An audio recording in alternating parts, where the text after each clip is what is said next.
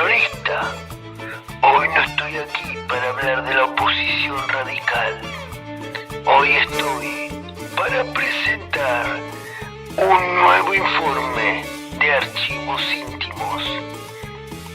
Suscríbete, dale like y comenta.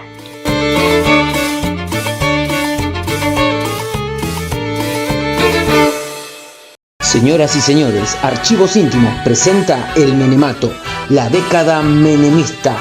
En esta entrega de Archivos Íntimos vamos a analizar y a detallar los dos mandatos presidenciales de Carlos Saúl Menem, por supuesto, sin perder de vista los hechos precedentes. Vamos a situarnos en el año 1989. Argentina atraviesa una de sus peores crisis, un índice de pobreza de un 30%, 7.6% de desocupación y una inflación galopante que ronda los 387% anual. Para ser más precisos, una hiperinflación. El 20 de octubre de 1988, el presidente Raúl Alfonsín llama a elecciones por adelantado. Su sucesor se iba a elegir el 14 de mayo de 1989. 5 meses antes de lo previsto. Se vuelven a enfrentar los dos partidos mayoritarios. Un radicalismo en crisis presenta como candidato a Eduardo César Angelos. Por su lado, el justicialismo presenta a Carlos Saúl Menem, quien había derrotado de manera sorpresiva en las internas a Antonio Cafiero. ¿Quién era Carlos Menem y de dónde venía? Menem nació en Anillaco, provincia de La Rioja, abogado, peronista militante y representante legal de diferentes sindicatos. En el año 1973 es electo gobernador de su provincia. En 1976 es detenido por los militares y recupera su libertad en 1981. Para el año 1983 otra vez es electo gobernador de La Rioja. Para la campaña presidencial de 1989, el caudillo de La Rioja presenta un perfil desarrollista y utiliza un lema de campaña que prometía salariazo y revolución productiva. Hambre. Por los niños ricos que tienen tristeza. Por la justicia que hace falta. Por el pan en todas las mesas. Por los jóvenes sin porvenir. Por los viejitos sin presente. Por los hombres de trabajo. Por los sin techo. Por la alegría. Por mañana. Por la esperanza. Por los otros. Por nosotros. Por la tierra. Por la vida. Por amor. Por Argentina.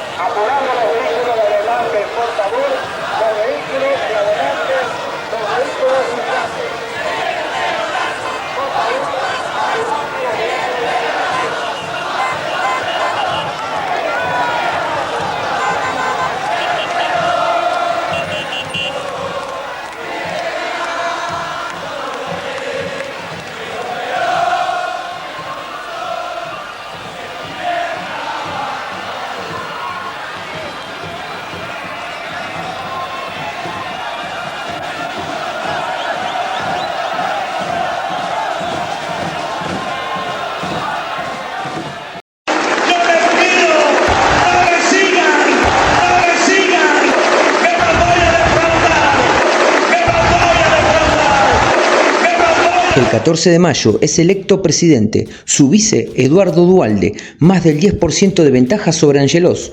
Rápidamente y atendiendo la urgencia del contexto, Menem va a asumir el día 8 de julio, 5 meses antes de lo previsto.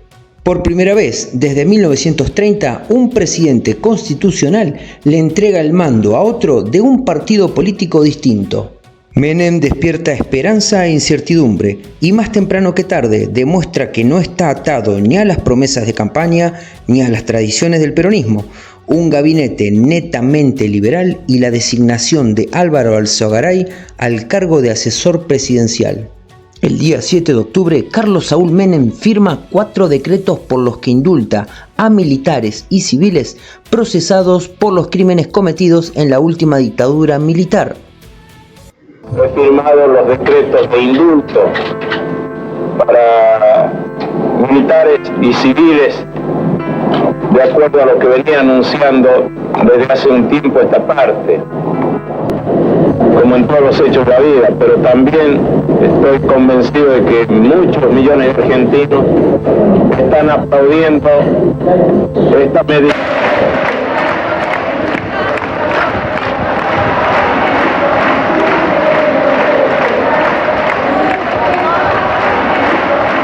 ¿Se puede decir malas palabras? Sí, lo que quieras. Me parece como el culo. Yo quiero que sean castigados los comandantes. Soy chaqueño, en mi provincia pasó muchas cosas. En el caso de Margarita Belén, ¿vio? Hay muchos chicos del Chaco que no volvieron de la Malvinas, una guerra mal preparada, por eso les digo, estamos en un derecho humano también. Hay muchas madres que no saben ni dónde están los hijos. En el Chaco pero hubo cantidad de NN. ¿Te voy a decir la verdad? Claro. Y estoy muy contenta. ¿Por qué? Realmente muy contenta, porque en realidad los comandantes están presos, ¿no es cierto? Que no deberían estar, porque en el momento que están presos ellos tendrían que estar Luder y la señora de Perón, que fueron los que firmaron el decreto, ¿no es cierto? Entonces, que si ellos están afuera, gozando de libertad y de los dineros que le han devuelto, yo creo que los comandantes también tienen que estar afuera. Para mí esa es una burrada más grande que una casa. ¿Por qué? Yo no estoy de acuerdo. ¿Por qué? Y bueno, porque tengo familia que no apareció todavía y está ahí. Mi opinión es que no estoy de acuerdo con que lo suelten. Que yo no sé, cada persona que comete algo que es ilegal tiene que cumplir, con su condena. No puede ser liberado así porque sí, nada más. En ese mismo año logró que la oposición permita la sanción de leyes de reforma del Estado. Sería el comienzo de una maratón de privatizaciones, es decir, todas las empresas de bienes y servicios pueden pasar a manos de capitales privados. La otra ley es la emergencia económica. Le daría la facultad de tomar decisiones sin consultar al Congreso. Son palabras de Menem, él no lo conoce aún. El mandamiento 1 está extraído de sus muchos discursos, dice así: nada de lo que deba ser estatal permanecerá en manos del Estado. A fines del año 1989, el país se encuentra en una profunda crisis. La hiperinflación está en su punto más alto. El índice anual alcanza los 3.079% y el 48% de los argentinos se encuentra bajo la línea de la pobreza. Además de las detenciones, durante la operación policial se registraron más de 6.000 inmuebles y más de 33.000 automóviles fueron inspeccionados. Las detenciones han permitido a la policía esclarecer 243 delitos cometidos en los últimos meses en relación con el asalto a supermercados y tiendas de alimentación. Portavoces de la policía han señalado que no se descarta la posibilidad de efectuar nuevas operaciones en los próximos días. Desde que el pasado 8 de julio accediera a la presidencia argentina el peronista Carlos Menem, los asaltos a los supermercados y las tiendas de alimentación han continuado, a pesar del plan de saneamiento económico que no ha logrado detener el aumento de los precios.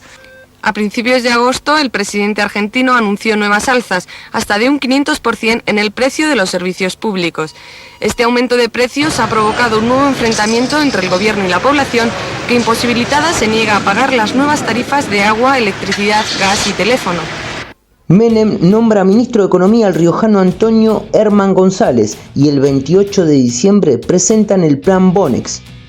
¿Qué era el Plan Bonex? Incautar depósitos bancarios de pequeños y medianos ahorristas, entregándoles títulos de deuda a 10 años. Para los inicios de la década del 90, la caída del muro de Berlín y el triunfo del capitalismo concentran el poder económico en los Estados Unidos. Gracias al consenso de Washington, se busca liberar la economía, reducir grandes impuestos y establecer lo que se denomina lógica de mercado. Latinoamérica se alinea detrás de estas medidas, las privatizaciones continúan. Los resultados: miles de trabajadores quedan en la calle. Tal es el acercamiento de Menem con los Estados Unidos que rompe una histórica tradición argentina de neutralismo y envía 2 fragatas a la guerra de Irak en 1991. Para marzo de 1991, Menem designa como ministro de Economía a Domingo Felipe Cavallo. Paso siguiente, el 27 de marzo, Cavallo presenta su plan de convertibilidad. Mientras tanto, las privatizaciones siguen su curso. Se privatizan más de 400 empresas, todas por debajo de su valor original. Se busca reducir el gasto público y se transfiere a las provincias la salud y la educación, pero sin los fondos necesarios. El valor irreal del peso, la apertura de importaciones y esa paridad ficticia con el dólar permiten a la clase media desde viajes al exterior a la compra compulsiva de productos importados. La industria nacional no puede competir con las importaciones. Eso se traduce en cierre de fábricas y más desempleados. El alineamiento con los Estados Unidos y la intervención en la guerra de Irak no tardarían en mostrar sus consecuencias. El día 17 de marzo de 1992 se produce un atentado en la Embajada de Israel en Buenos Aires. Mueren 29 personas y deja un saldo de 240 heridos. En Arroyo y Carlos Pellegrini. Ha pasado el mediodía, estalló una bomba en la Embajada de Israel Nacional con esa. Una destrucción total. ¡Andate que vas a... Los servicios de inteligencia fallaron. El crimen de la Embajada de Israel está impune. Para el año 1993, el sistema previsional sufre modificaciones. Llegan al país las AFJP, administradoras de fondos de jubilaciones y pensiones. A cambio de una comisión, pasaría a administrar los aportes jubilatorios de los trabajadores. Cabe aclarar que este sistema era optativo.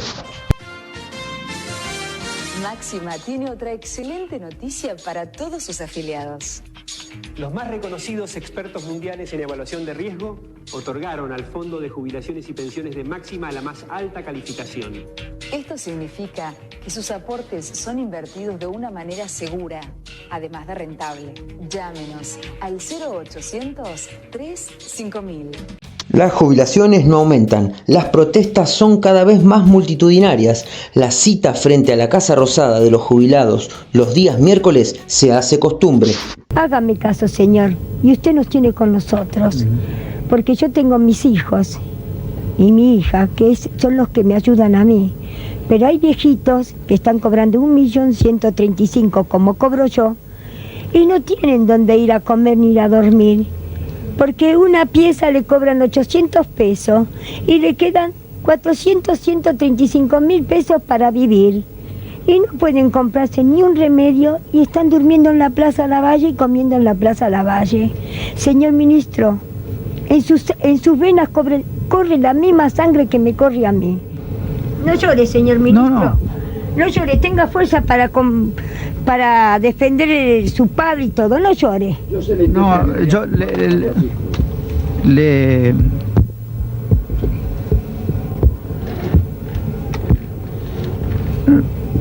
yo estoy emocionado. Sí, ya me En ese contexto, el domingo 3 de octubre de 1993, el oficialismo se impone en las elecciones legislativas con un 44% de los votos, lo cual desembocaría en una reforma constitucional que le permitiría a Carlos Saúl Menem ser reelecto. Menem necesitaba el consenso de la oposición, es decir, del Partido Radical. El 4 de noviembre de 1993 se firma el Pacto de Olivos. ¿Qué era el Pacto de Olivos? Básicamente un acuerdo político entre las fuerzas mayoritarias donde la oposición aceptaba apoyar las reformas constitucionales, la candidatura a la reelección del riojano, a cambio de la creación del Consejo de la Magistratura para la selección de jueces, el cargo de jefe de gabinete, el agregado de un tercer senador nacional por la minoría y la transformación de la capital federal en ciudad autónoma. La reforma se aprueba el 22 de agosto de 1994. Para el año 1994, Argentina sufre un segundo atentado, esta vez en la AMIA, Asociación Mutual Israelita Argentina. Mueren 95 personas y queda un saldo de 85 heridos. Nunca fueron esclarecidos los atentados, pero la sospecha recae sobre grupos terroristas que actuaron en represalia por el envío de tropas a la Guerra del Golfo. Cabe aclarar que hasta ese momento el plan de convertibilidad había dado sus frutos y se logra frenar la inflación. Más allá de los atentados, la desocupación, las denuncias de corrupción del gobierno menemista crece en popularidad y encabeza todas las encuestas. La realidad paralela que vive Carlos Saúl Menem lo motivan a mostrarse lejos de sus promesas de campaña y cerca de la frivolidad del mundo del espectáculo y el deporte. Desde pasearse frente a los periodistas con su Ferrari, jugar partidos de fútbol con la selección argentina, jugar básquet, tenis, asistir a diferentes programas de televisión y hacer alarde de su soltería vinculándose con diferentes vedettes de moda. Todo un playboy. Si bien el riojano había llegado a la presidencia acompañado por su familia, no tardaría en blanquear la crisis que atravesaba con su entonces esposa Zulema Yoma. Menem se divorcia al poco tiempo de asumir, pero eso es tema para otro video. Sigamos, llega el año 1995. Carlos Saúl Menem prepara su reelección. Las encuestas lo dan como favorito. Su candidato a vice, Carlos Rucauf. Todo parecía transcurrir en un contexto ideal. Una tragedia golpearía de lleno al presidente Carlos Menem. El día 15 de marzo de 1995, en un accidente de aviación, muere a la edad de 26 años Carlos Menem Jr. y su copiloto Silvio Oltra. El helicóptero piloteado por Carlos Menem Jr. había chocado con cables de alta tensión a solo 11 metros de altura, según arrojó la causa. Más de 55 testigos coincidieron en sus declaraciones. El helicóptero volaba a muy baja altura. Si bien las investigaciones y el paso del tiempo dan por cierto y confirman que fue un accidente, cabe aclarar que también existía la hipótesis de atentado. Su madre, Zulema Yoma, sostenía que algunos malos manejos de Carlos Menem con grupos terroristas había desembocado en este trágico desenlace. Finalmente, el 14 de mayo de 1995 triunfa el oficialismo. La fórmula Menem-Rucauf se impone con el 50% de los votos y derrotan a la fórmula del Frepaso Bordón-Álvarez. Hermanas y hermanos, a triunfar, a triunfar, a triunfar. Que Dios lo bendiga. Si bien el riojano había logrado su objetivo de ser reelecto, el año 1995 empieza a teñir y a empañar su gestión y la de sus funcionarios. El presidente tiene una costumbre, para fin de año siempre me da una tarea imposible. El año pasado fue misa, este año me llamó y me dijo que quiere tener el riachuelo limpio antes del 95. Menos mal que es verano, ¿no? El Támesis llevó 20 años, el Rin llevó 40, el riachuelo se tiene que hacer en 3. Es más fácil hacer el riachuelo que arreglar la linterna.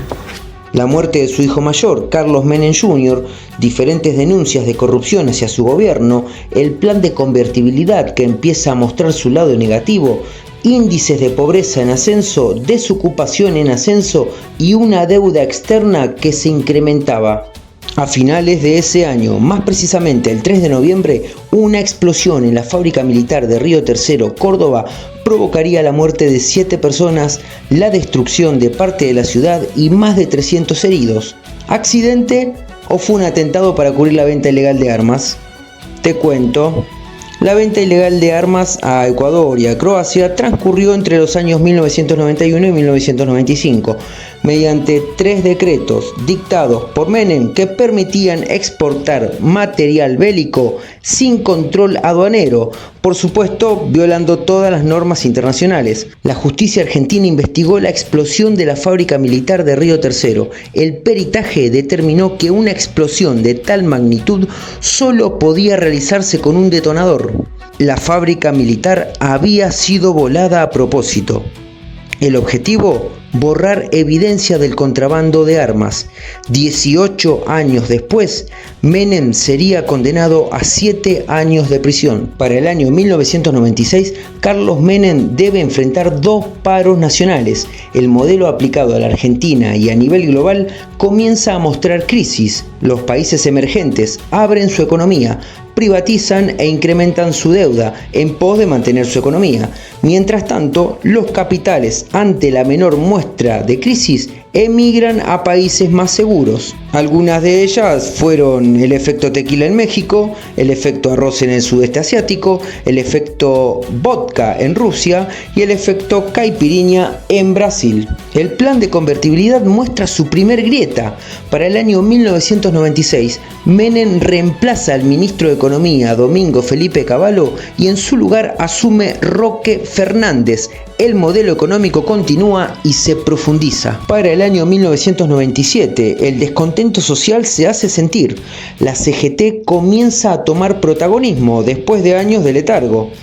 Las denuncias de corrupción hacia los funcionarios del oficialismo son cada vez más resonantes. El Yomagate, el contrabando de armas a Ecuador y Croacia, la leche en mal estado de Miguel Ángel Vico, el manejo de fondos ilegales del ex ministro del Interior José Luis Manzano, la voladura de la fábrica militar de Río Tercero y el enriquecimiento ilícito de María Julia Alzogaray. A fines del año 1997 se forma la Alianza, un acuerdo entre la Unión Cívica Radical, comandada por Fernando de la Rúa, quien era era jefe de gobierno por la capital federal, y el FREPASO, liderado por Carlos Chacho Álvarez y Graciela Fernández Meijide.